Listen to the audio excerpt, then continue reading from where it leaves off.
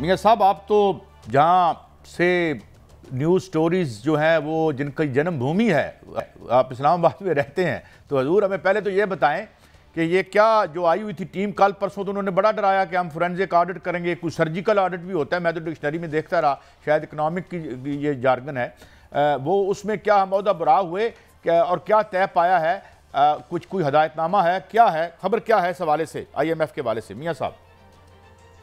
دیکھیں قائد صاحب، جو آئی ایم ایف کا وفد ہے اس کی ملاقاتیں مختلف محکموں سے اور وزارتوں سے ہو رہی ہیں. ابھی تک کہا جا رہا ہے کہ حوصلہ افزا معاملات چل رہے ہیں اور جو مذاکرات ہو رہے ہیں اس میں تحفظات ضرور ہیں، لیکن اس نوعیت کے نہیں ہیں کہ جس میں قسط میں کوئی رکاوٹ پیش آ سکے. 300 ارب روپے کا جو شارٹ فال ہے اس میں کہا گیا ہے کہ فوری طور پر اس کو جو ہے وہ کور کیا جائے، اور وہ کور کیسے کرنا ہے یہ حکومت نے کرنا ہے، اور اس حوالے سے آئی ایم ایف نے کوئی وے آؤٹ نہیں بتایا. انہوں نے کہا اس کو فوری طور پر کور کیا جائے. اسٹیٹ بینک کے ساتھ کل جو ہے وہ مذاکرات ہوئے تھے. اسٹیٹ بینک نے ایک بریفنگ دی ہے. انہوں نے کہا ہے کہ جو ہمارا بینکنگ سسٹم ہے اس کو کنورٹ کیا جا رہا ہے اسلامک بینکنگ سسٹم کی طرف، اور 2027 تک ہم نے معیشت کو سود سے پاک کرنا ہے، اور یہ حکومت کا عزم ہے. اور اس حوالے سے اسٹیٹ بینک نے یہ بھی بتایا کہ جو بانڈز ہیں اسلامک سکوک بانڈز، وہ 2080 ارب روپے کے جاری کا اجرا کرنا ہے. اور انہوں نے یہ بھی بتایا کہ روایتی بینکنگ سے اسلامک بینکنگ کی طرف جو کنورژن ہے اس میں مشکل ہے، لیکن یہ سموتھلی ہو رہا ہے، اور اس حوالے سے لوگ جو ہیں وہ بھی اس طرف رجحان رکھتے ہیں، اور 24% جو ہے وہ رجحان بڑا ہے. انہوں نے اس کا کیپٹل جو والیوم ہے اسلامک کیپٹل مارکیٹ کا حجم پوری دنیا میں وہ 3,000 ارب ڈالر کا بتایا ہے اسلامک بینکنگ کا. اور یہ کہا گیا ہے کہ 2027 تک تو معیشت سود سے پاک ہو جائے گی، اور 2028 تک تمام بینک جو ہیں وہ کنورٹ ہو جائیں گے اسلامک بینکنگ کی طرف. یہ ایک بڑا بریک تھرو ہے.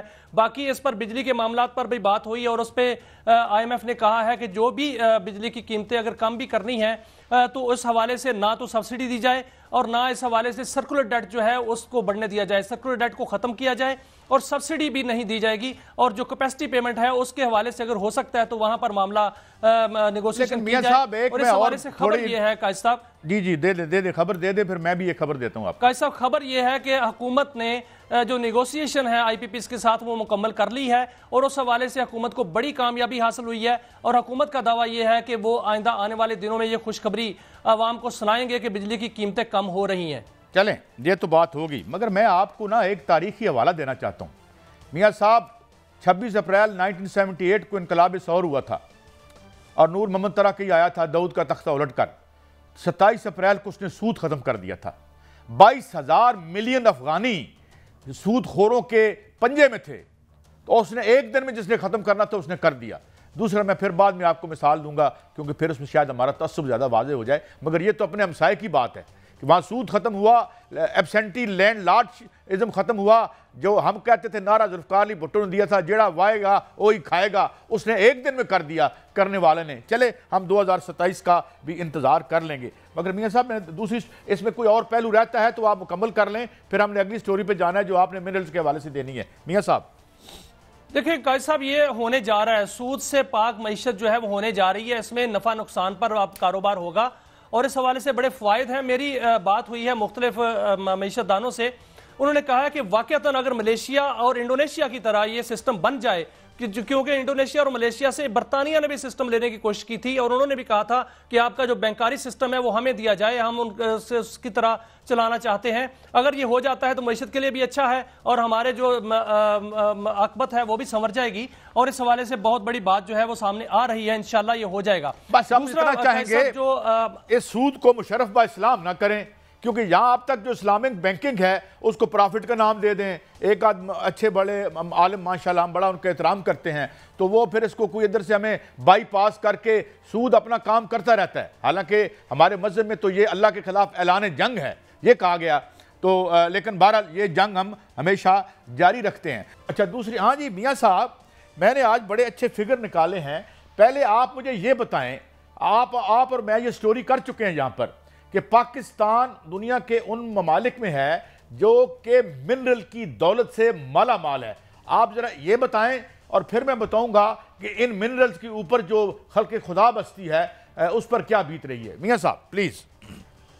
قائد صاحب، جو وزارت خزانہ کی ایک رپورٹ ہے اس کے مطابق پاکستان جو ہے منرل سے معدنیات سے مالا مال ہے، اور جو سپورٹ میں فگرز لکھے ہوئے ہیں میں وہ آپ ناظرین کے سامنے رکھتا ہوں کہ وزارت خزانہ کی رپورٹ میں کہا گیا ہے کہ پاکستان میں کوئلے کے ذخائر 186 ارب ٹن کے ہیں اور پاکستان کوئلے کے ذخائر رکھنے والا دنیا کا دوسرا بڑا ملک ہے، اور پاکستان میں تانبے کے ذخائر جو ہیں 6 ارب ٹن کے ذخائر ہیں، اور پاکستان سونے کے ذخائر جو ہیں وہ 1 ارب 65 کروڑ ٹن کا تخمینہ لگایا گیا ہے، اور پاکستان کاپر اور سونے کے ذخائر رکھنے والا دنیا کا 5واں بڑا ملک ہے، اور ملک میں جو نمک کے ذخائر ہیں وہ 10 ارب ڈالر کا تخمینہ لگایا گیا ہے، اور چاندی کے ذخائر کا 61 کروڑ ٹن، اور لینڈ زنک جو ہے اس کے ذخائر کا تخمینہ 2 کروڑ ٹن، اور اس میں رپورٹ میں لکھا گیا ہے کہ پاکستان میں لوہے کے ذخائر جو ہیں وہ 1 ارب 40 کروڑ ٹن ہے، کرومائٹ کے ذخائر کا تخمینہ 25 لاکھ ٹن، اور میگنیزیم کے ذخائر 5 لاکھ ٹن ہیں، اور ماربل کے ذخائر 297 ارب ٹن ہیں، اور ملک میں جپسم کے ذخائر جو ہیں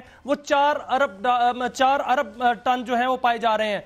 قائد صاحب، جو افسوسناک پہلو ہے وہ یہ ہے کہ اتنا مالا مال ہونے کے باوجود پاکستان، اس میں معیشت کے ذخائر جو ہیں وہ تو اتنے ہیں، اور لیکن ہماری جو ایکسپورٹ ہے وہ صرف 1 ارب 17 کروڑ ڈالر ہے سالانہ۔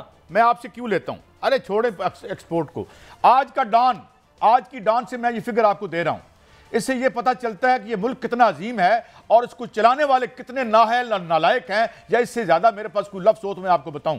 آج کا ڈان پاکستان کے ادارہ شماریات نے ہماری غربت 22% بتائی، یہ کل خبر دی تھی ہمیں ہمارے ڈاکٹر صاحب، جو ڈاکٹر کیا نام ہے، بہت مشہور آدمی ہیں، ہمارے جو وزیر خزانہ بھی رہ چکے ہیں، کل جو ہمارے ساتھ تھے۔ اس میں آج کی ڈان بتاتا ہے کہ ایک اور غربت کا انڈیکس ہے، اسے کہتے ہیں گلوبل لوور انکم ریٹ، یہ پاکستان میں 40% ہے، اور یہ دونوں پارٹیاں جو اس وقت پاور میں ہیں، ایک 70 سے پاور میں ہے، آتی جاتی رہتی ہے، اور ایک جو ہے وہ 81 سے پاور میں ہے، اور مارشل لاؤں کے ساتھ بھی ماشاءاللہ ہاتھ ملائی رکھتے ہیں ہم۔ تو اب انہوں نے کیا کیا اس ملک کے ساتھ؟